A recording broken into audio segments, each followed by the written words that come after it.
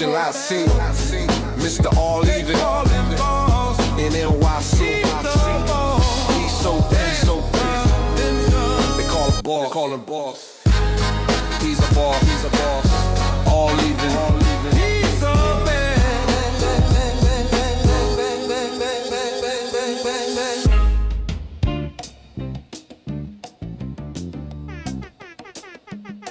All Even Podcast. It's about that time, man. This might be the day. This might be the day where I lose my mind. And there's reason for it. But before I get into all that, All Even Podcast on Instagram, All Even Media on TikTok, Facebook, you can catch it as well. World looking all right. Audio. You can catch me on Spotify, Apple Podcasts, iHeartRadio. I'm all over the place. YouTube. Go check All Even Podcast. You'll see there. Hit that subscribe button. It's free. It don't cost you nothing. You can add to the close to 25K we got on there, because we not playing. We had episode 300 last week. It's great. Silent Assassin was crying. It's amazing. You know? Jimmy's in the building. How you doing, sir? Glad you're here for special episode 301. Oh, please. Okay? No, You missed 300 and you missed it for Spider-Man. You know? That was my mother's fault, and if it makes you feel better, the end, the statement at the end from Nicole, it did have me. I wasn't crying, but I was like, You teared up a little bit. It's just like, I was like, oh, this is very sweet. yeah. It's cool, man, but listen, if you're gonna miss a pod, That was not fun. you miss it for Spider-Man. You don't even need to explain. That's the movie to miss it for. Like, if you got anything to do, if somebody's not in the hospital, you know, somebody's not delivering a baby, or something's going on, I'm watching Spider-Man. Don't bother me. Don't bother me. And it was good. Yeah. I can't wait to see it, but I don't want to abandon my family and lie and go. I can do it if I want to, but then you're going to feel the guilt, right? Because then I'm going to have to look her in the face and say, oh, yeah, I never watched this before. I can't fake the lie, okay? There's some people that are professional liars. I am not one of them. So I'm just going to we'll make sure that we have a babysitter and all this stuff, and then we watch a movie. I'm not going to no, you know, the dine-in theaters or the ones that got the beds. I don't do those. That's a waste of money. It's a waste of money. Silent Assassin, how you doing? Pretty good. Yeah? Feeling good. Mets are winning, so well, have been winning. They won tonight, so Listen, they've been undefeated since deadline, yeah. and they look like they're having fun. Yeah. That's what I just want to see. Just have finish off the season with some fun, and Yeah. we can erase all the bad memories. But listen, I want all the Met fans, all the pundits, and all the writers stop with the nonsense. Talking about, oh, the Mets go 38 and 9. I don't want to hear none of that crap. I don't want to hear none of that crap. Just let them play. I don't want to have no hope of making no playoffs. I'm done with that. Done. Well, I was telling them, like, it's been done before. It could happen, but best believe when they get there, they're going home right away. So They gonna get packed up early. So I don't even know if I want that. You know what I mean? You fight to get in the playoffs to get packed up in 3 games. I don't want to see that. So, you know, we got NFL to talk about. We have some massive contracts that were signed that I'm very, very excited for. We got some basketball news. Charles Barkley just said some dumb shit again, and I have to address it.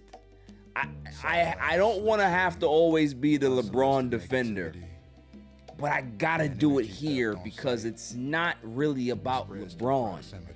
It's more about Charles Barkley. I'm gonna get into that. We're not gonna talk about any Mets today because we just talked about it. Why? Why? We just talked about it 2 seconds ago. That's fine. That's all we're gonna say. Irrelevant news of the week. And then the greatest segment on the planet, Dummy of the Week. Dummy, yeah. I love that song. Oh yeah. How can I forget the other topic? Kawhi Leonard What? How could I forget that? You know, it's the fact that I've been so focused on it all day. You get so excited that you just forget to say it, but no, it's here. We're going to talk about Kawhi Leonard. Oh, my day has come. I've been waiting for this for 7 years. Okay? So we're going to talk about it. So before we get into the Kawhi Leonard stuff, let's go ahead and talk about the running back class that has gotten paid. So, Jimmy, can you just let me know about Bijan Robinson, a.k.a. Goro? How much did he sign for? Because he signed the first massive deal in the offseason. So his was a 3-year, $75 million. 3 years, $75 million. Did they say how much is guaranteed? $51 million. $51 million guaranteed. That's a great deal. I think he's making anywhere between like, what was it, $23 million a year, 24 a year. It says 22.25. That's a good deal. That's a good deal for a running back. Then Jonathan Taylor got his deal. What did Jonathan Taylor get? 2-year, $44 million. How much guaranteed? $39 million. Wow. That's pretty good. It's pretty good. Then Jameer Gibbs says, hold my beer. You want to be the highest paid running back, Bijan? I'm now the highest paid running back. What did he get? So his is 3-year, $67.5 million, but it's worth up to $75.5 million. Okay, so that's where it gets. And 51.5 guaranteed. So he got a little bit more. Yeah. A little bit more. So that's all it is. They just want a little bit extra. So listen, all three running backs are all three franchise backs. They're all bell cow backs. They're all factor backs. These are guys that change the dynamic of your football team. They change the dynamic of the game. These are guys that can be able to break 75-yard runs, you know, have 200 yards out of the backfield, catch an additional 150. These are factor backs. They matter. What I love about this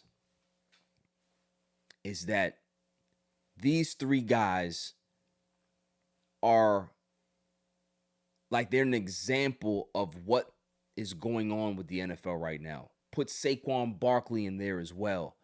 The trust for the NFL running back is back.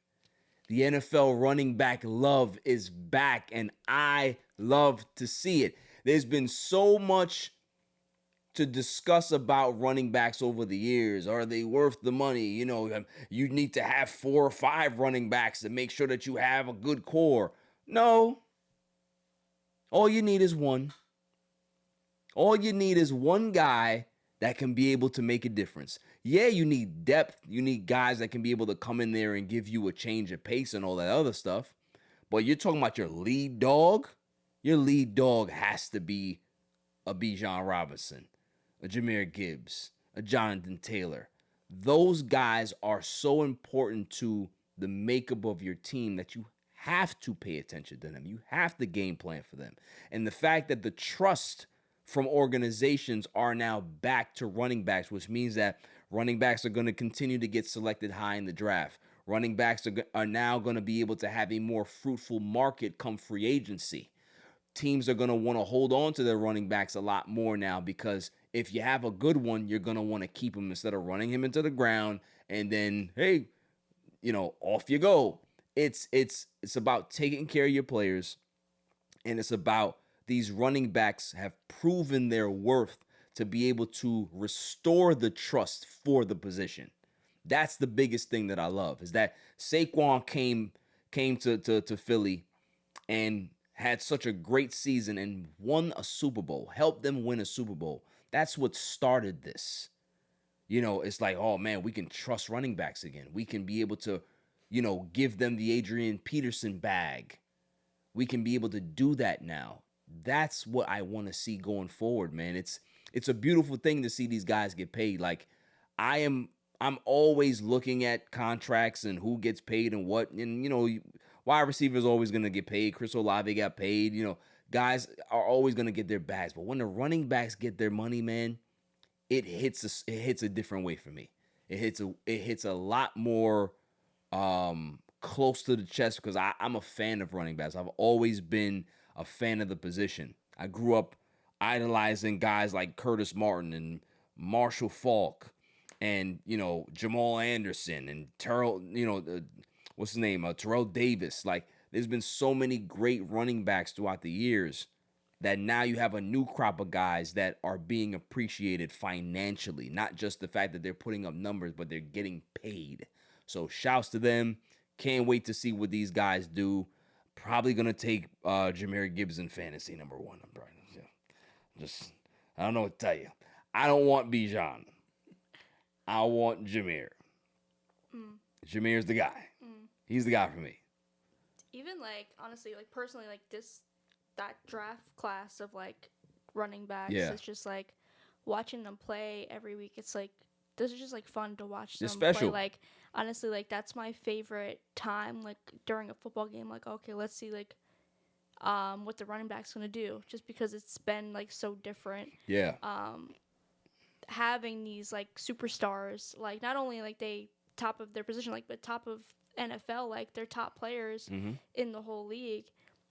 So to kind of see, the resurrection of it. I mean, you mentioned, after Saquon had his massive first year in Philadelphia, that was their second year in the league at that time. Yeah.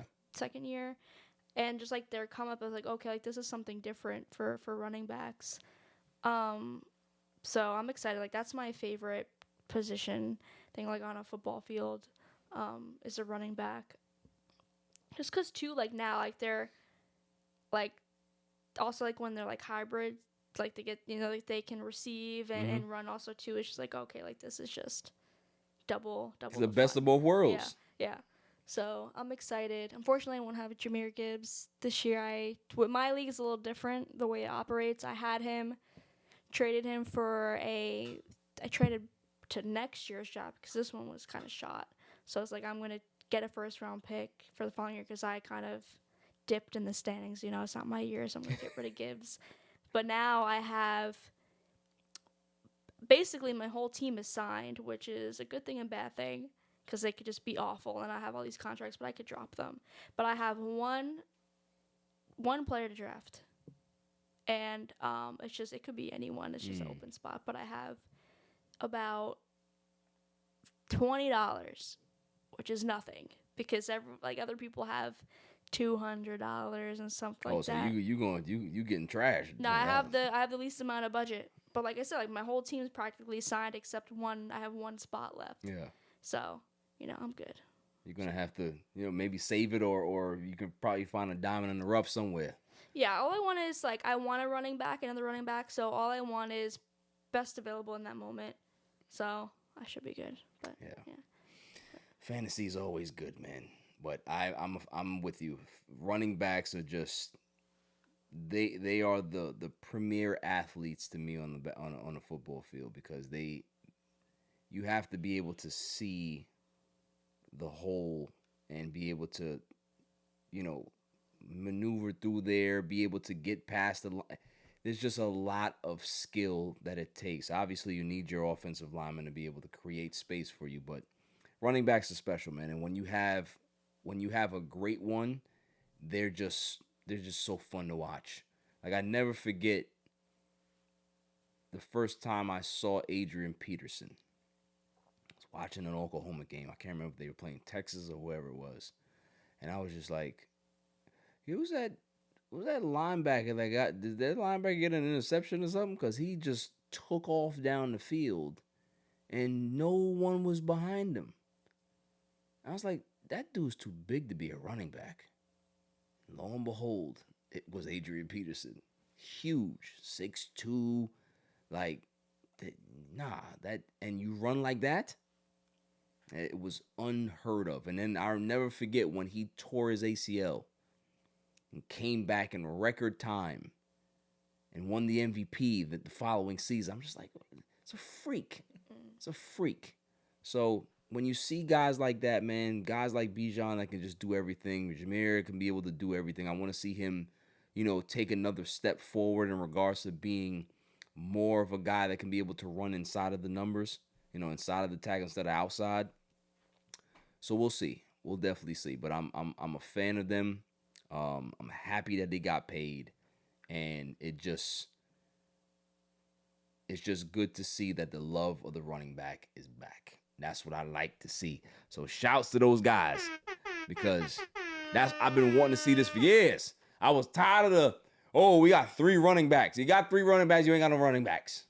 All right? I need 1. 2's all right. 3 is enough. That's just terrible. The fact that you got 3 running backs. For what? What do you need 3 running backs for? The Giants got 3 or maybe 4. You got nothing. Yeah. You got no running backs then. No. Awful. Got some brain damage. We ain't gonna talk about that. Yeah. It's gonna be an interesting season for you guys. I'll tell you right now. Moving on. Now, I'll ask Jimmy. What should we go into first, Jimmy? Should I talk about Charles Barkley, or should I talk about Kawhi Leonard? I don't know the Charles Barkley thing, so I guess go into that first. Let's go to Barkley. Charles Barkley, for whatever reason, cannot get it out of his mind that LeBron James is 42 years old. Every time every time Charles Barkley talks about LeBron James, he's always saying, he always has to have a stacked deck. He always has to have a perfect team. He always has to have... It's like, dude, he's 42 years old now. What did you want him to do? Stay on a bad team that doesn't have an opportunity to win? At 42 years old, why do you still play? You think Tom Brady was going to go to any team after he left the Patriots? No, he picked the Bucks. You know why he picked the Bucks? Because he knew, they got a lot of talent over here. They got these wide receivers over here. They got these young defensive guys. Oh, they got a spot here at tight end. Hey, call my man. Yo, Gronk, what's up, man? You want to come over here? Want to come through? But no one talks about Tom Brady being, you picked your team. You fucking right, I'm going to pick my team. That's what free agency is called for. When you're free, you can go where you want to go. When you're on a team and you can be able to have the ear of a general manager, and then you can be able to get players that you want to play with. What's the problem with that? And here's why I have an issue. So I'll go ahead and play this little clip here, because you can always use context. Charles Barkley just loves to talk. Hey, Smith, that's why I thought you had a problem that LeBron's always stacking his teams. Yeah, that's been one of my most people criticize him for that. He always stacks his team. But what's wrong with wanting to build a team that can win a championship or going to? First of all, let's see. There you go. He didn't build a team. He manufactured. He built a team in Los Angeles. They were bad before he got there. And his agency forced them to trade for Anthony Davis, who was ran by his group. Okay, but he didn't go to a team that was stacked. No, he did. Listen, Anthony Davis, everybody in the league would have wanted Anthony Davis. Plus, specifically said he has to go to the Lakers. That's a fact, Dan. But you still had to pull off the trade to get him. They didn't say, you go. He said he would only go to the Lakers. He said he would, like everybody wanted Anthony Davis. But Clutch said, no, he can only go to the Lakers. It is what it is. It's a fair criticism. You think that's naturally organic? No, that is stacking your team. But that's LeBron's power. Oh, okay. And he deserves that credit that guys want to play with him. And we can't criticize it if we think Thank you. That's the thing. Is that at 42 years old, you still have players out there that still want to play with him. He went to the Philadelphia 76ers. They have a good team. They went ahead and put together a very good roster that they can be able to compete for a title this year, probably. But here's the thing that I always love when I hear Charles Barkley, of all people, speak, is that I know who he is. And he can fool everybody else. But for somebody that grew up watching 90s basketball, oh, you can't fool me. Because I was there. I was there when, right before you went to Phoenix, you tried to go to the Blazers. To Portland one summer, because I said, listen, y'all got a good team, but y'all can't play in the half court. You're not going to win a championship unless you trade for me. I flew to Portland, spent a day with the Portland GM, and said, listen, these are the guys you can give up for me, because I need this guy, this guy, this guy. We sit there for like 3 hours going over everything. He says, Charles, I'll get back to you. He calls me the next day. He says, we're not going to trade for you. And I was pissed. Oh, he doesn't remember that, does he? And you know what happened? And this was way back then. We're talking about early 90s, right? He called Portland and said, hey, called the GM, met with the GM and said, this is how I can be able to fit in with this team. You know who was on that team that time? You had Clyde Drexler. That was a great Blazers team. And yet he wanted to join the Blazers. Oh, is that not joining a stacked deck? You tried to orchestrate a trade to the Blazers. And the Blazers GM said, yeah, after we thought about it, no, we're not going to make a deal for you. So you figured out and you went somewhere else. Cool. But you tried to stack the deck in Portland. So you're mad at somebody that was doing the same thing that you were doing. But you know the difference is that somebody has a higher profile. And there's always going to be a little envy there, right? LeBron James has 4 rings. You know how many rings Charles Barkley has? Jelly donut. 0. So it's funny, the pot calling the kettle black. You're mad at somebody that has the opportunity to try to get as much good players as possible when you tried to do the same shit. Let's go ahead and fast forward. After your years in Phoenix, where did you try to go? You tried to go to the Houston Rockets. They had Olajuwon, they had Drexler, they had all of these other players, right? They came off back-to-back championships in 94, 95, right? Where did you try to go? You went to Houston. At the end of your career. What are we talking about here? Sometimes I feel like we live in the fucking Twilight Zone. Like we literally just dropped into like dimension 10. Where nothing matters anymore. Like people can't go ahead and fact check you or go back and look at history. It's written right there. You tried to do the same shit. So how do you criticize a guy when you tried to do it in an era where free agency wasn't as rampant as it was now? Explain. That's what I want somebody to ask him. And if he answers that question with anything other than, yeah, you're right, you're full of shit.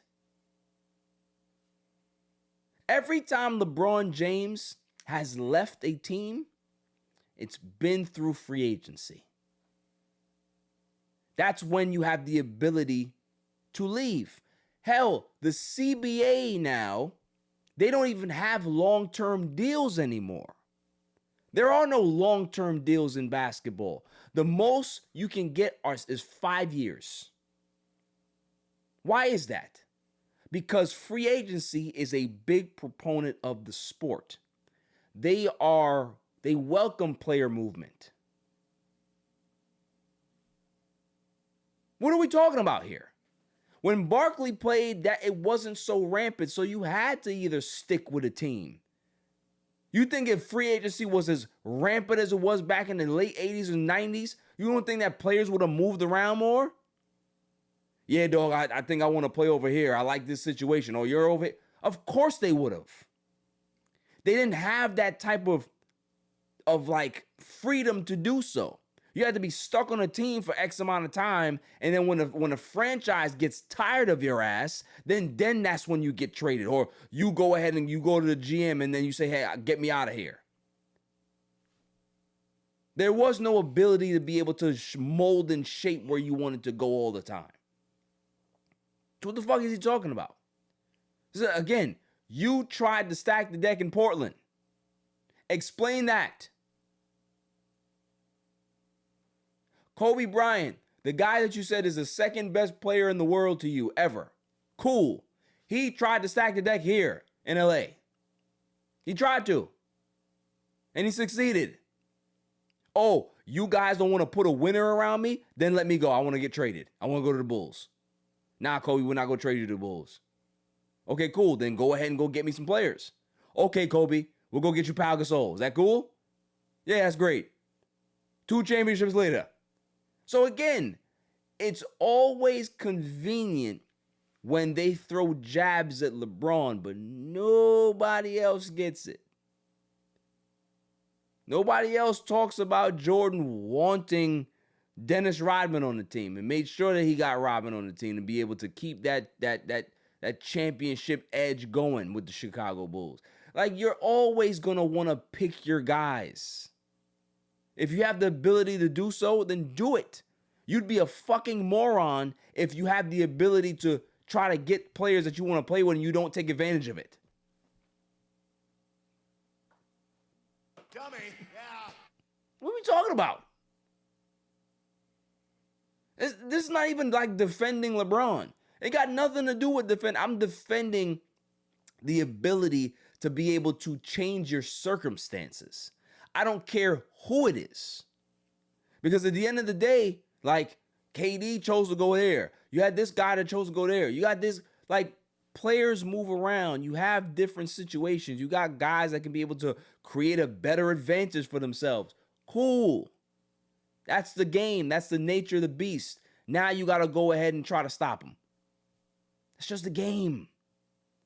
So stop bitching about it. Stop complaining. I'm not trying to okay, cool, but stop phrasing it in a way that it sounds derogatory.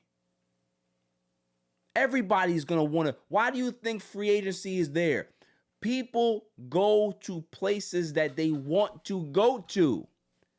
I'm going here because they have the money that is comfortable for me, as well as I like the players that they currently have.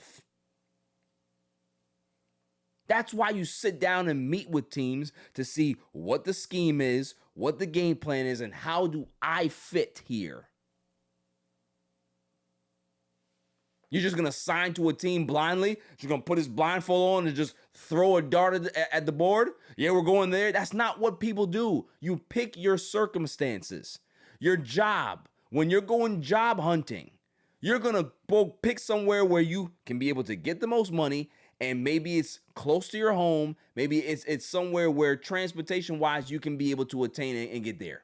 You're not going to go take a job in fucking New Mexico when you live in New York. Even if they're paying you $300,000, how you going to get there? So again, you handle your circumstances. You pick and choose where you want to go. That's just the way things work.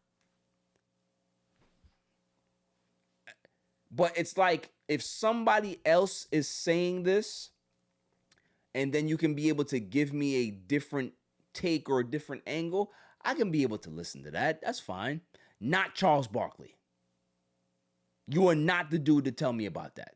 You are not the dude to complain about somebody always trying to stack the deck when you yourself tried to fucking stack the deck multiple times in your career. If I play again, it's going to have to be an ideal scenario. I'm going to have to be with some really good players, guys who really want to win the championship, and that would be the best for me. I don't want to rebuild. I don't want to play on a mediocre team. There's only like 5 or 6 really good teams in the NBA. And if I could play for the championship, that's the only goal I have left to accomplish. I wish it could be here in Phoenix, but they've just done a bad job with our team. I don't listen to hypocrites. He's a legend, respect him, but he's a fucking hypocrite. And again, this is not defending LeBron James. This is defending the ability to be able to choose your own path. LeBron James is the one that really opened up the opportunity for players to be able to take the power in their careers and be able to move around.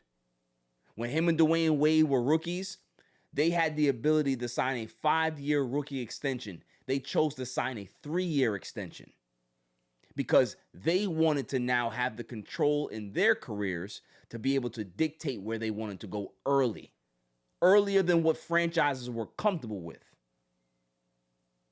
Before then, players were just like, okay, there's an automatic 5-year extension. Let me sign it. They were just like, nah, I want to control my own destiny. Why should I ever look at a guy like that and hate on that? He's allowed players to be able to do that willy-nilly. Whether they do it, in a good way or it turns out a bad way, it's their decision at the end of the day. Take the control back. So I'm not with the hypocritical points, man. He went on Stephen A. Smith to go talk the same bullshit. And Stephen A. Smith is not gonna say nothing because he's a Sambo. And then he goes to Dan Patrick. That's who he went to. So, yeah, Charles Barkley. Stop. Moving on. I'm waiting to get here.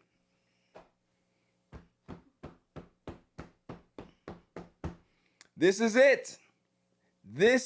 it. I've been waiting since 2019 to do this. I've been hearing, Kawhi is the king of LA. That was 2019. He had that stupid ass commercial. Everybody saying the Clippers were the best team and they're going to win the championship, and the Lakers ended up winning the title. And this guy didn't do anything in a Clippers uniform. Got traded to Toronto, went back to Toronto, the same place he won a championship. Cool. But all the while, this little guy on this podcast in New York that was following this story, Pablo Torre.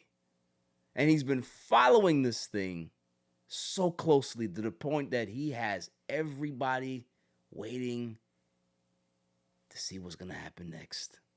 And boy, oh boy, we thought that there were several episodes of, it's a smoking gun here. This is it. This is going to be it. And you said, cool, it's a piece. But this one is different. And the reason why this one is different is because this was going on in the same timeline where the whole aspiration thing was happening. So while the aspiration thing, everybody understands what happened there and the nuances of the story. We get that. But there was also something else happening in the back. While this stadium was being built, or this arena was being built, Steve Ballmer, just so he can be able to hide the actual information of the arena being built and the specs and all that stuff, he went ahead and had this shell company designed and put the name of the arena as something else. What was it called? It was something Bowl? Started with an M. It was I'll look at my notes. Murphy Bowl. Was it Murphy Bowl? I think so. Let me go ahead and go look. But it was it. So he did that so there's no public information to come out about the actual arena. And once the statute of limitation wore off for whatever violation that is, obviously you can't be penalized for it. So everything just went according to plan after that. And you got to remember, the Inuit Dome is a state-of-the-art arena. It has the shirt gun that shoots the gun out with the big jumbotron that they have. Like it's crazy. And how they do that is that every seat has a sensor where it senses how loud the particular area is, and it shoots the shirts into that area. It's an amazing place. It has over 1,000 bathrooms, literally. So that means that there's no lines. That's really impressive stuff. So Steve Ballmer wanted this Halo Jumbotron to be designed. State of the art, over $100 million for this Jumbotron. First of its kind. And he went ahead and hired this company that's in, I think it was South Dakota or whatever they were. And they're called Daktronics. Yeah. And Daktronics at the time were struggling because they're coming out of COVID. You know, company is not doing well, especially like I think it was like the Q3 of 2022 or 2020. They just weren't not doing well. Like they were on the brink of like folding. And this company's been around for 40 years, 50 years, right? So along comes Steve Ballmer. They get this big deal, and all of a sudden this company that's been literally on its last legs is now revitalized because you have this big deal that happened. So now that stock that was trading at like under $5 is now at like over 20-something dollars now. It's impressive. It's an impressive turnaround to be able to save a company and be thriving after that. So again, we know the aspiration timeline. We know all of this stuff. We know that Kawhi, was getting money from aspiration. That fell through, and then Steve Ballmer was continuing the payments here. We know about the last situation about the RIFC soccer club that has some type of affiliation with what's going on. But what we don't know is that Daktronics is a B2B type of business. What that means is that it's business to business. They don't sponsor anybody. They don't have any like athletes or any movie stars. They don't run any ads like that really. It's more about, listen, we've been in the space for X amount of years. You know what we do. It's word of mouth. We are the ones that handle all of the jumbotrons for every sporting arena and all this other stuff, so people know who we are. We're the best in the game. People are gonna come to us. So we don't necessarily need to sponsor anybody or have no damn type of promotion. We are the gold standard. If that's the case, Silent Assassin and Jimmy, you know about the story, so I'll ask you first. In 50 years of the company, can you tell me the person that they decided to endorse or have sponsor Daktronics? The very charismatic Kawhi Leonard. Board man himself. So explain to me, Silent Assassin, just if I'm telling the story, you're just hearing it, you don't have any other opinion, I'm just telling you, you're listening to what I'm saying. A company that is business to business, they do not need any type of athletes or any actresses, actors, nobody to advertise their company. Why do you think that in 50 years, they have one person that has a sponsorship deal with Daktronics? It seems a little sketchy. Oh, it does. And here's the funny part. No announcements, no posts, especially from Kawhi Leonard, nothing. Yet he's listed as a sponsor. So you had Pablo Torre, you had people reach out to Daktronics to be able to get information about Kawhi Leonard and the sponsorship deal through Daktronics. And you know what Daktronics did? They passed on that email to a company. And what's that company called, Jimmy? GF Bunting. GF Bunting. GF Bunting is pretty much like a PR agency. like a PR firm. So they come in when you're trying to clean up the bullshit. And instead of them just keeping it very, very, very cut and dry, because, you know, with a PR firm, you don't want to lie, but you also don't want to give enough to kind of like lead the story on either, right? So they were asked about Kawhi Leonard and said, hey, does Kawhi Leonard have a sponsorship deal? Daktronics? We believe that he currently doesn't have one. That doesn't mean that he didn't have one.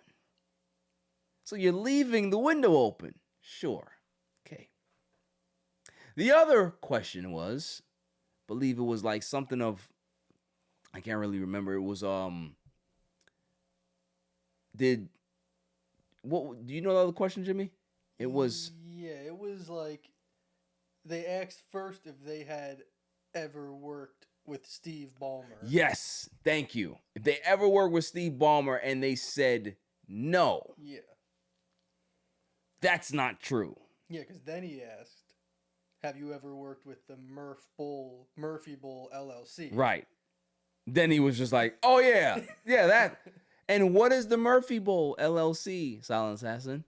That's the Inuit Dome. What's owned by? Steve Ballmer. The thigh grabber. Mm-hmm. So, if you're trying to put this stuff together, let's go backwards a little bit, shall we? Company sinking. They don't have the funds to be able to survive another bad year. They just had their quarterly meeting, and there was a guy that said, listen, we might not see 7 months. 7 months might be the last that this company is going to be above water, and we might have to fold. So you got a company that's desperate to stay afloat. In comes the infusion of money. Steve Ballmer. And I want people to understand the dynamic of desperation. When you are indebted to somebody because they are now holding the cards to your security, you are now at the beck and call of that particular entity. So if somebody says to you, hey, you guys ever endorsed the player or somebody to be able to know, you know, would you mind doing it this time? I don't know if we can be able to do that. You know, we're business to business. I would really love if you guys were to be able to sponsor this guy. You think Daktronics is going to say no to their infusion of money? Because they're desperate to make sure that they can continue to stay in business? Come on, man. We're not stupid. We know that Steve Ballmer forced them to do that. Because, hey, aspirations is failing. Now I found another dummy. I found my next dummy to be able to push this money, and we can be able to start cleaning this money over here. I feel like also, like, you think, too, like, these are smart business people, you think. Like, they should maybe try and find, like, figure it out, like, where, like, a basketball player is sponsoring and promoting this product that makes no sense for a person or basketball player, celebrity to be promoting. And then obviously, and you're going farther than what happened. He didn't even sponsor it. Yeah, he did nothing. He's just a name on, okay, like, this is a sponsorship, quote unquote. So it's just, like, funny. Like, you think that these people would have, like, the smarts, or just even, like, lawyers and people around them, like, hey, like, you know, you can't really do it this way. You would think, like that. I know exactly what you're saying. You would think that they would literally just create a promotional thing to just have out there. Mm-hmm.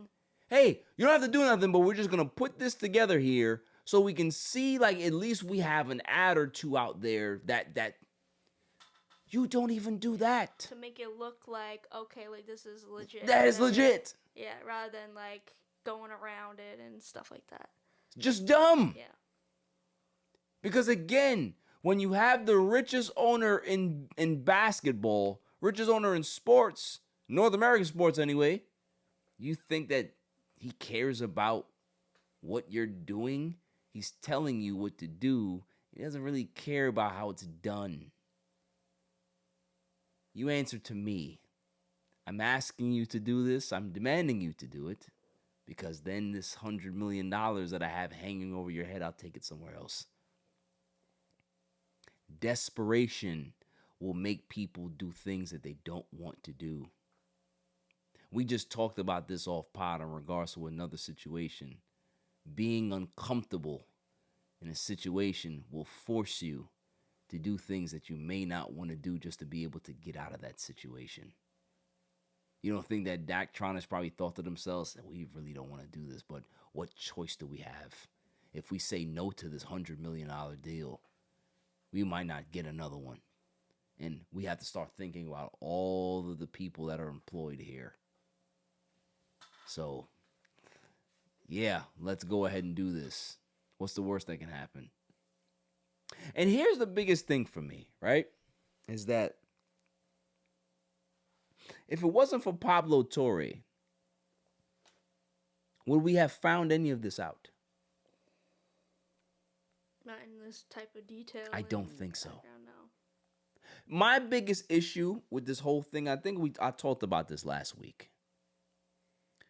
How is Adam Silver going to be the one that puts the hammer down or comes up with the punishment when those are his bosses? How does that make sense? I've always said that sports should have internal affairs. It should have a separate independent body that investigates players, that also investigates owners for bad dealings. So now you're taking the commissioner out of it because it has nothing to do with the commissioner. It's an independent body that works with these sporting events or these sporting associations, organizations. That's how it should be. I do not trust Adam Silver to be able to lay out the necessary discipline that's needed. Because for me, I don't necessarily believe the hammer is going to be put down on the Clippers. They might get a fine. They might get a couple of draft picks taken away. But if you don't make an example out of Steve Ballmer and these Clippers, what's going to stop other owners from doing this? How do you know they're not doing it now? That's the problem that you face. And this is why Adam Silver should not be in this. Should not have any type of decision making or any type of punishment should be at his decision to make. It should not.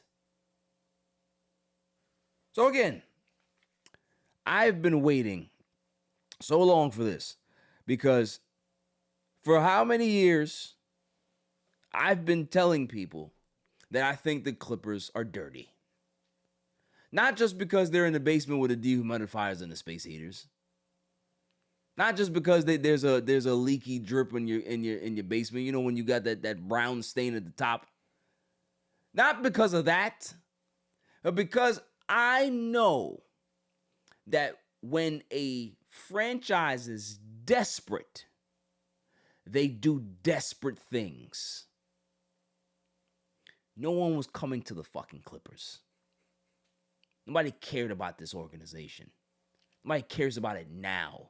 But even before in 2019, nobody really cared about it. And how do you sway or how do you convince a player like Kawhi Leonard and his crooked Uncle Dennis to be able to come to the Clippers? You have to be able to give him something that no other team was willing to give him. Not the Raptors. They didn't want to give him any ownership in anything. The Lakers didn't want to give him ownership in anything. No team wanted to give him any type of ownership stake or anything that Uncle Dennis was asking for. They said, go fuck yourself. And we're going to call the league office to be able to complain. But there was one useful idiot, wasn't there? Steve Ballmer. The one that said, I need to have a star to be able to come here so I can be able to now build my Inuit Dome. I'm like, how was I going to be able to build the Inuit Dome with the Clippers that I had before this? It's not going to happen. You're going to have 50 people there. So he had to do something desperate enough to be able to land Kawhi Leonard. That should have been red flag number 1. Now here we are. How many years later, and this is going on? At some point, people are starting to realize something ain't right. Something ain't right. So it says, J.F. Bunting claims Glenn Bunting never worked for Ballmer, but later asks if they work with Murphy's Bowl. Yep. And to connect it back, RIFC also used Daktronics for its Jumbotrons. Isn't that interesting? So the same company that he has an LLC for uses the same Daktronics company. Interesting, which means that, there's money being passed around here. There's money being hidden. And there's going to be somebody that finds it. And when they do, void the contract. Void that contract. Penalize the Clippers.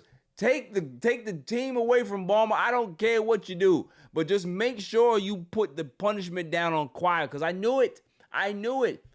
People been calling me a Kawhi hater for years. I'm not a hater. I just know crook. But I know crooks my whole life. I know what they look like. I know how they move. That's Kawhi Leonard. That's Uncle Dennis. They're going to go ahead and always try to bend the rules to their liking. And some idiot was always going to take the bait. So I don't blame Steve Ballmer for being the idiot. But I do blame you for being able to now make the league look crazy because you're so desperate as an owner to be able to try to get a star that couldn't lead you out of a plastic fucking bag. You chose the wrong guy. Maybe you would have tried to get LeBron James or something. You wouldn't have found nothing. You clean this up. Matter of fact, he wouldn't even ask for that stuff. That's the whole problem. So, what do you think is going to happen, Jimmy? I feel like they're trying to kind of brush it under the rug, but it's just becoming more of an issue. I don't know. I think they have to take the team, I guess, away from Ballmer, right? Is that a thing? Can they do that? Well, they did it before. Have they done that? Not to Ballmer, but they've taken teams before. The guy that he bought the team from had a scandal. Mm-hmm. His name is Don Sterling. Yeah. Donald Sterling was a racist. Wanted black people to play for his team, didn't want to mingle with the blacks at all. Told his girlfriend, he said, yeah, you can invite him to my games. But that's it. Don't be hanging out with him. Don't bring him to my house. And he took the team away from him. So do I think that that's going to happen to Ballmer? No. Again, it'll be a snowy day in hell that the richest owner in North American sports right now, the richest owner in basketball that everybody likes, you think that they're actually going to sign off on having him go? Absolutely not. And this is why it's a kangaroo fucking court. This is why you should have an independent arbiter. You should have an internal affairs that can be able to handle this. Because anybody that breaks the rules, whether you have players that gamble, whether you have players that have, gun violations, all of that stuff would be done and handled by the internal affairs department. It's just like police department. There's an IAB department. You got cops that are out there doing foul shit, internal affairs is going to be on it. They don't call the FBI, they handle it. They don't have them some neutral arbiter, they handle it. So, I can't wait. I'll tell you right now. Like, I'm just waiting for the information because, this may stretch into 2027. Sure, let it stretch as long as you want it to stretch. But just know that there needs to be a reckoning. The longer this goes, the harsher the penalty. That's all I'm saying, because if you're thinking that you're going to stretch this out, that the court of public opinion is going to forget about it, no. We don't forget. We don't forget. The entire season for Kawhi Leonard, I can't wait till he goes to Toronto. I hope he does. So every time he goes somewhere, that's all people are going to put there. Cheater. That's what I want. The signs, cheater. You tried to cheat. Steve Ballmer. That's what you're going to hear now. So I'm happy because I don't have to come here week in and week out and say how much of a shit organization the Clippers are. I don't have to say that anymore. Pablo Torre does it for me. He has unveiled what I've been trying to tell people for decades. They're below scum. That's what the Clippers are. Death, taxes, Clippers will always be bad. They'll always find a way to do something that's going to set them back. Money doesn't shadow you from getting caught. And that's the whole point, is that you thought that just because you had this money and these connections and the power and all of this leverage and you're a nice guy that you can be able to go ahead and circumvent the salary cap. Are you fucking crazy? That takes a massive level of hubris to do it twice. Because this is not the first time he did it. He did it with DeAndre Jordan. This is something that he doesn't care for, because when you're rich, you think you can be able to get over on people. And that's what it is. So, I can't wait. I hope that I get the answer and the punishment that I want. Because if I don't, I believe that Adam Silver should step down. If he lays down some soft ass penalties on the Clippers, resign. Take your bald head ass and get out of here. Let somebody else take it over. Because at that point, what's the point of having rules? What's the point of having your version of the Constitution in your sport? You're just gonna throw it and rip it up. It doesn't matter. I can be able to do all of this bullshit and cheat and not have harsh, severe penalties to be able to be a deterrent so nobody else does this shit. Okay. Moving on. Relevant news of the week. You got to be kidding me. I mean, how do you watch them? I mean, they stink. I don't have a lot, but there's this one funny video I saw. There's this father driving he's in the car with his son and his wife, and they're driving to the park because apparently the son challenged the father to a basketball game and said that the father can't wash him up. So the father said, all right, cool, we're going to go to the park. And you guys know me already. I have made fun of children on the show. I've made fun of young little girls that can't sing. I have no problem criticizing children because they're people too. And they do not get a free pass from me. So, me watching this video, first off, what I saw was this kid that had just no there was no aura around him in regards to like he didn't look like a basketball player at all. He's on the phone, uninterested. Father's excited, hype. You can tell that he used to hoop. You know what I mean? But the kid don't have that type of swag. They go on the basketball court now, and the kid is more out of shape than his out of shape father. And I'm like, now see, a situation like this is that, yeah, you're going to have fun with your kid and do that, but come on now, you put it on the internet for people like me to have opinions about it. Like, I knew that as soon as I saw him, he couldn't play. And then when I saw him on the court, it was confirmed that he couldn't play. So as a father, you used to hoop. You know your son doesn't hoop.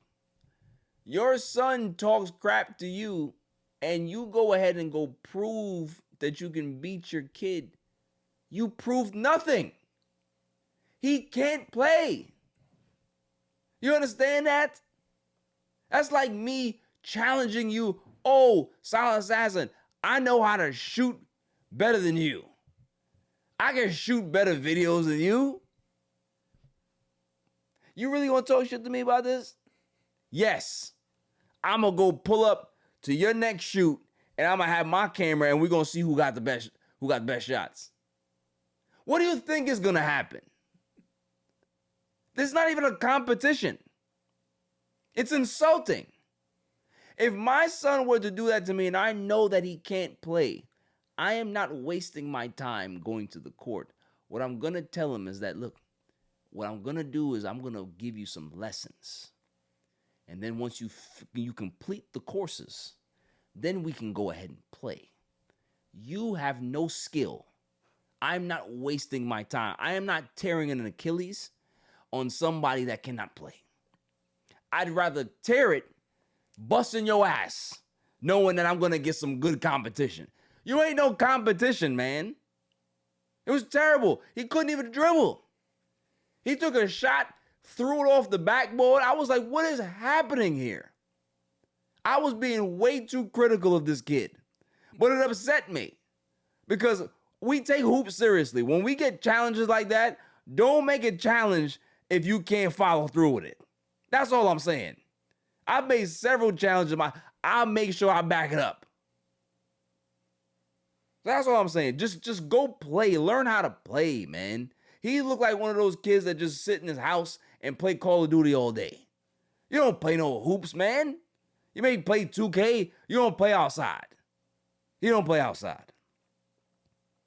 What's wrong with these kids that don't play outside anymore? Doesn't exist. And if they are outside, it's like biker gangs, and they're so annoying. Like the white kids with the same haircut. Bikes. What? Biker Electric gangs. bikes. Yeah, like they're not literal biker gangs, but they're like kid biker gangs, and they're just so annoying, and they don't move. They just ride their bikes in the middle of the streets and parking lots, doing tricks and stuff. And I'm like, now it's like, where are your parents? Like for this, like they need to come and get you. You need to go back home in the house because you need to get off the streets. And those electric bikes are... I Yeah. fell on one going like 24 once. I've never rolled one of Not those. fun. It's not fun falling. Like I'm surprised. Like there's so many kids riding. Dangerous. Yeah, it's like, where are your parents? Like you're literally riding something that goes really like pretty quick. Like it can get up to like high speeds, and like you're just going everywhere and stuff. It's just crazy. And they have like no consideration for the road. Like they'll just blow through stop signs and stuff. Like you're gonna get hurt. No Yeah. helmets, no nothing. Like, you know, like at least like our parents like taught us like safety. If you're gonna go out and ride your bike by yourself, like you gotta still like pay attention to what's going around you. They have no care in the world. Jeez. Yeah. It's just like, you need to go. That's when you need to go back in the house. I miss the time when kids were out. Yeah, they had trouble and they got into trouble and stuff like that. Had fun, but these kids are just different nowadays. I don't know. Maybe because I'm older now. I don't know if everybody felt like that when they get to a certain age. That you're just surly. But these kids are just, every time I see them, I'm just like, go inside. Yeah. I feel like they're too, I want to say privileged, but too like I guess like the parenting culture is a lot different as well. Where Horrible. Things are like, no, it's your fault, not my kid's fault. Yes. Like my kid's an angel, even though they're the devil. So it's like they're like at home, I guess like parent privilege, like where they're just the parents too easy on the kids. They put the kids on a pedestal. Yeah. Oh, Billy, it's fine. You can come in 9th place. We're gonna make sure that you get a trophy. No, the fuck you not. Not unless you're gonna make it yourself. Whatever happened to like all these kids nowadays? They gotta. Oh, let's not. I remember I went to a game.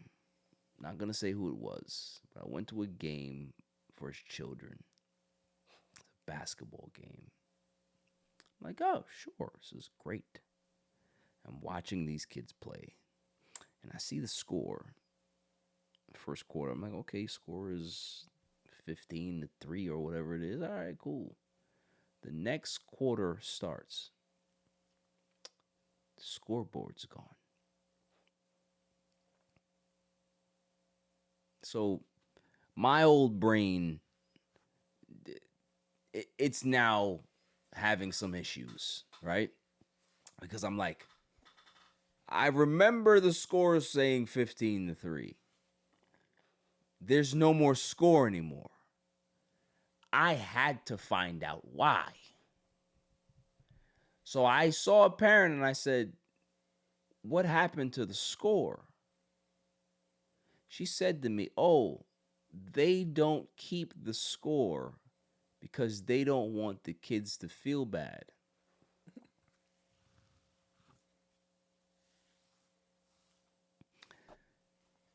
And I'm like, yo, y'all do know that there are winners and losers in life, right? Like, that is the outcome of sports. There are no draws. Normally. In, international football, yes, there's draws. But normally there's winners and losers. You mean to tell me that if the kids are getting their ass kicked 15-3, they don't want to see the score be 15-3. They have to now it's zip. Then why play? It's like, because I'm like wondering, like, when did that change? Because it's like I'm not like relatively that far like age difference like wise like for kids like still in school like what 10 years or something. Yeah. And it's like I didn't have that growing up. So like when was the moment like or why did it change? Like who was the one that said like this is enough? This is not okay. We gotta change it. Karen. It's like crazy. Some Karen went to the school board and did some nonsense. It had to be. Yeah, because like now it's just like it's crazy. Like all the participation trophies. Like I remember we used to get like ribbons, but like who wants a freaking ribbon when like it's holding up a trophy? And no, let me tell you something. Anytime they was giving out those ribbons would be in the garbage. In the garbage. I was not bringing none of those ribbons home. You crazy? I remember like feeling like bad, but not in a bad way where like no, I want a trophy too, but like no, like I want to do better so I can get the trophy. Exactly. It's like even my parents like, oh, it's like, you know, you got to work for it and get there and get better. You know, you're not gonna be, you didn't deserve it. Yeah. You know, so but it goes back to what you were saying, right? Mm-hmm. If you have parents that teach you that no matter what you're always going to be the winner. No matter if you lose, you're always going to win. You're setting your kids up for failure. You are, because you're not telling them that they have to start developing a callous to competition. Like, you become a great winner by becoming a good loser. You have to know how to lose to appreciate winning. And if you're always telling somebody that they always are going to win, what happens when they lose? You shut down their entire nervous system. They don't know how to react. Oh, I lost. No. Well, I still need I still need a trophy because I gotta go home and prove that I won. No, we don't give out No, I need a trophy. What does that sound like to you? Sounds like the 80-year-old orange man in the White House. Where do you think it stems from? That's what it's always stems from, how you're raised, the entitlement that you have. I never forget, my mother looked at me and she was just like, I was all mad that, basketball team, I wasn't doing well. The team left me, had a game that weekend. She's like, why are you crying, dog? You wanna get better? Then go get better. So that the next time they decide that they want to leave you, they'll never do that again. Simple. Make them be forced to have you on that bus because they can't win without you. Make yourself undeniable. That's parenting. Mm-hmm. Instead of saying, oh no, little Barry, it's all right. Hey, you're better than all the guys on that bus. Bullshit. I wasn't. That wasn't the reality. The reality was my parent had to tell me, look, you're not that good right now. That doesn't mean that you can't get better. That's what kids need to hear. Yes, you might not be able to be good at something. That doesn't mean that you shouldn't try to be good at something. Mm-hmm. There's the difference. Mm-hmm. So that went left. But I hate to see kids that just don't try. It just bothers me. Because I was a kid that just tried everything. Relevant news of the week. You got to be kidding me. I mean, how do you watch the... they stink. Let's just get to it. I'm not even going to ask y'all what y'all dummies are. Because we don't need to... I think we are all in unison in regards to this one. Dummy of the week goes to Enes Kanter. Enes Kanter is an ex-NBA player who's an idiot. And I don't just mean that in a way where I'm just trying to it's an ad hominem. No. Enes Kanter is a fucking moron. He's an annoying guy. He's somebody that tries to get views and clicks, and he does all of this stupid stuff to look important. He's a fucking idiot. And Enes Kanter decided that he wants to go ahead and declare for the WNBA draft just because they now have changed their rules, or they have bylaws now where it's it's this inclusive thing and blah, blah, blah. So this is what Enes Kanter said.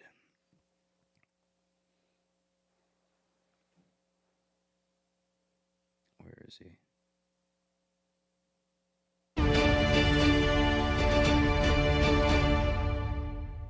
After careful consideration and reviewing the current eligibility guidelines, I am officially declaring myself a WNBA prospect. If simply declaring who you are is all that's required, then I meet every single requirement necessary to compete in the WNBA. My team and I have carefully examined the WNBA's eligibility criteria and governing framework surrounding self-identification and inclusion. Based on the current guidelines, I can and am officially declaring my eligibility for the upcoming WNBA draft in May 2027. I am definitely not here to mock, make fun of, or disrespect any community or personal choices. I am simply asking that the current rules be applied equally to everyone. The rules that represent the very values many WNBA players and coaches have publicly advocated for. My team and I are prepared to ensure these guidelines are applied equally, consistently, and without exception. And I look forward to the WNBA honoring.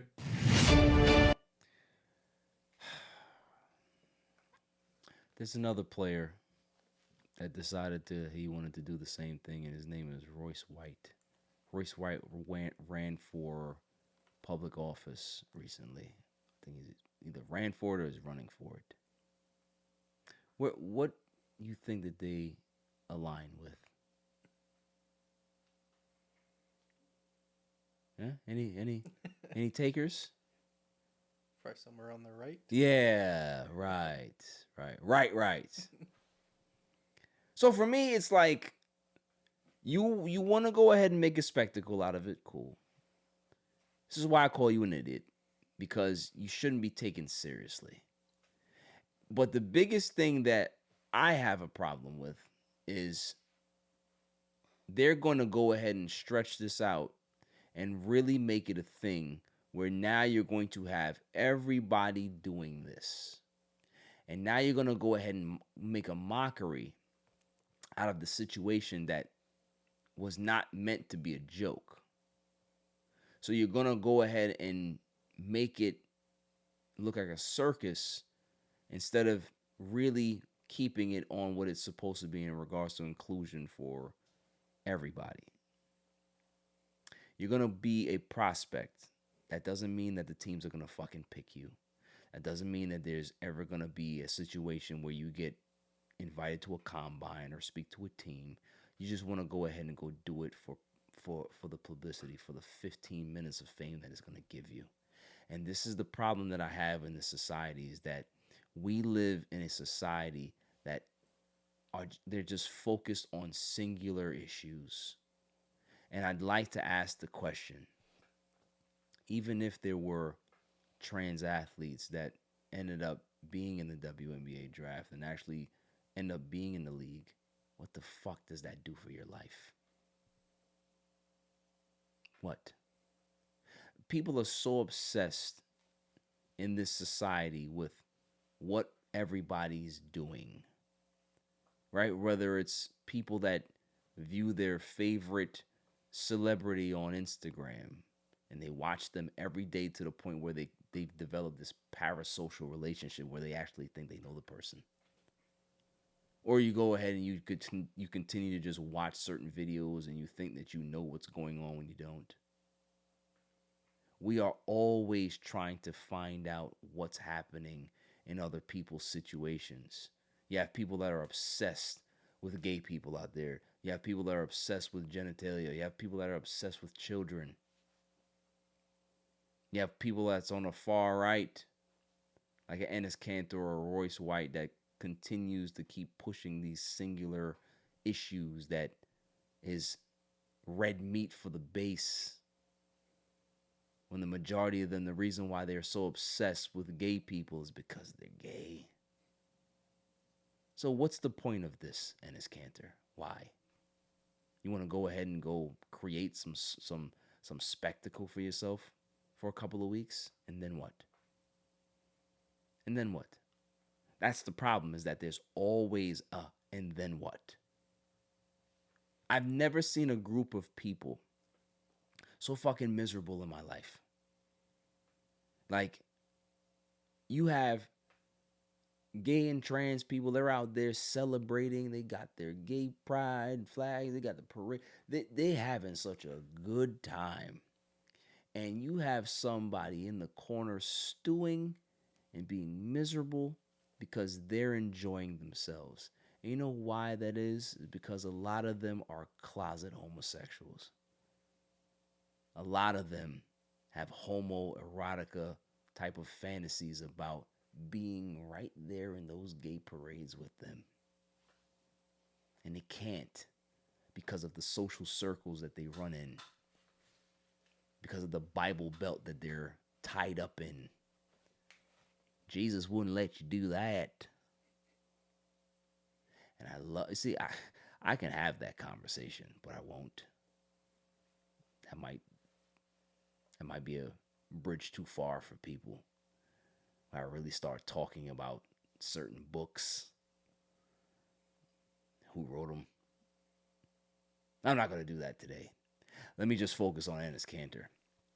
So, if he wants to continue to do this, I'm going to continue to come on this show and I'll continue to make him look like a fucking mockery. And there's going to be a lot of people that disagree. Oh, I don't care, man. Like, trans should be in there. Shut up.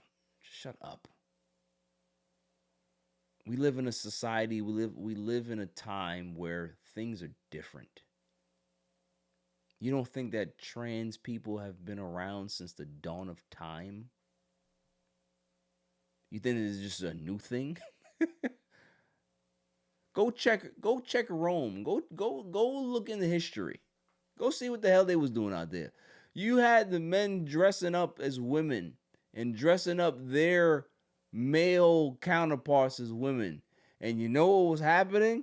A lot of pegging was going on. Sorry, not sorry. But we go ahead and look at that time like it's masculine is war and gods and all this. Like, a lot of gay. So again, why is this different? Even like I was gonna say, like the George Washington era, like what the men were dressing up back then, like more makeup, heels, wigs. Yeah, these and it's like those were the men ruling, like in charge of the country. All these manly men. Yeah. And it's like what happened even to in that? England right now, the solicitors, they call them, those are the lawyers. They still wear the fucking wigs and shit. So it's like. It's fine, but just like, be honest with yourself. Just be honest. Thank you.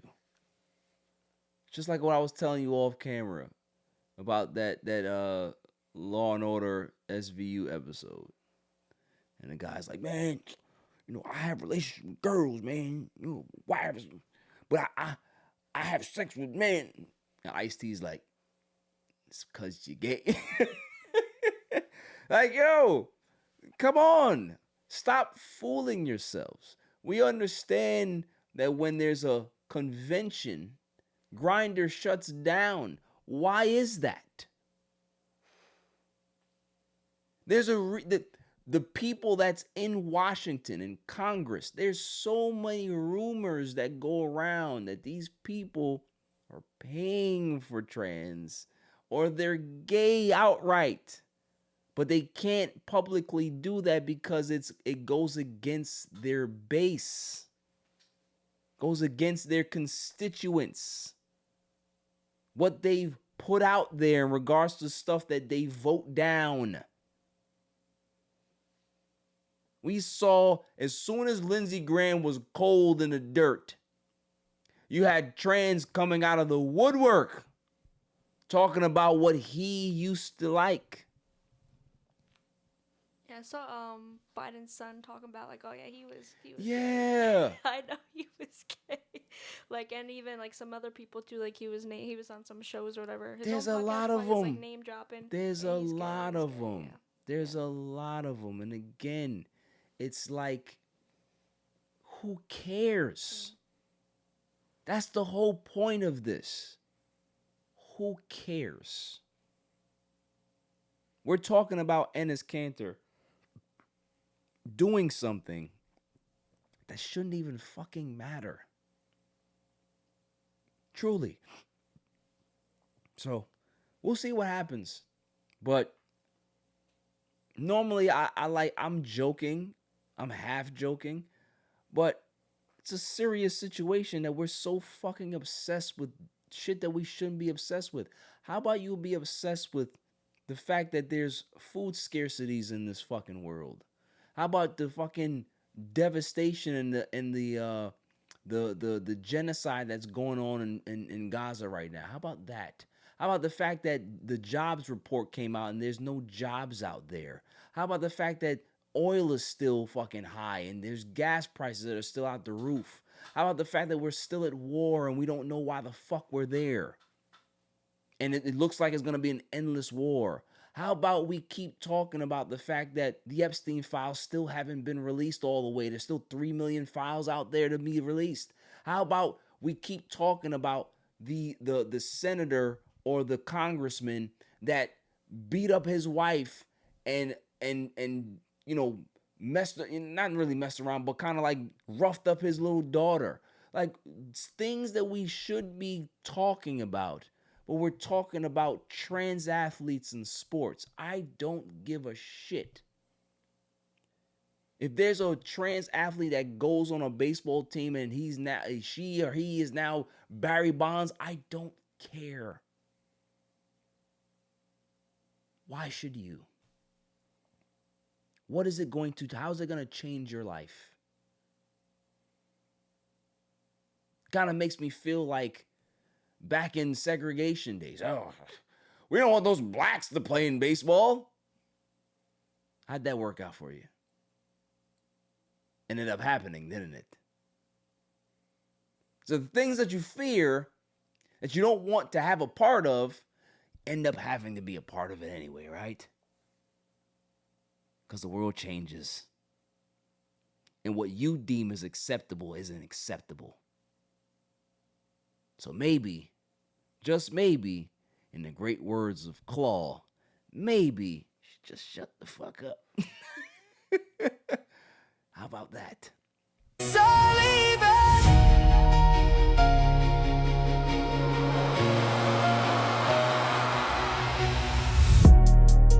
Every win, every loss, every second got a cost to be the boss. Late nights, pressure heavy, never fold. Championship mindset, heart made of purple and gold.